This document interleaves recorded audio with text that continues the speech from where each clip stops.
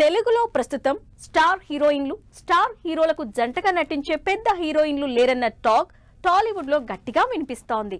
బాలీవుడ్ వాళ్ళు కూడా బోర్ కొట్టి హాలీవుడ్ నుంచి మరీ పిలిపించుకుంటున్నారు మనవాళ్లు. అయితే వరుసగా స్టార్ హీరోల సరసన ఛాన్సులు దక్కించుకుంటున్న జాన్వి టాలీవుడ్ లో నెక్స్ట్ సూపర్ స్టార్ హీరోయిన్ అవుతుందా? టాలీవుడ్ లో స్టార్ హీరోయిన్లు కరువైపోయారు.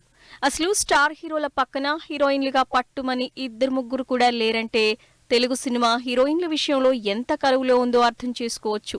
సరిగ్గా అలాంటి టైంలో టాలీవుడ్కి ఎంట్రీ ఇస్తోంది జాన్వీ కపూర్. ఇప్పటికే బాలీవుడ్లో తన మార్కు చూపిస్తున్న జాన్వీ టాలీవుడ్లో ఆల్రెడీ ఎన్టీఆర్తో సినిమా చేస్తోంది.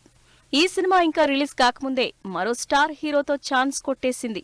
జాన్వీ కపూర్ ఎన్టీఆర్తో చేస్తున్న దేవరా ఇంకా రిలీజ్ కాకముందే మరో టాప్ హీరో చరణ్తో నటించే ఛాన్స్ దక్కించుకుంది. చరణ్, బుచ్చిబాబు కాంబినేషన్లో తెరకెక్కబోతోన్న సినిమాలో హీరోయిన్ గా జాన్వీ ఓకే అయినట్టు బోనీ కపూర్ లేటెస్ట్ గా రివీల్ చేశారు. దాంతో టాలీవుడ్ లో స్టార్ హీరోయిన్ కొరత తీరిపోయినట్టే అంటూ అప్పుడే జోస్యం చెప్తున్నారు ఆడియన్స్.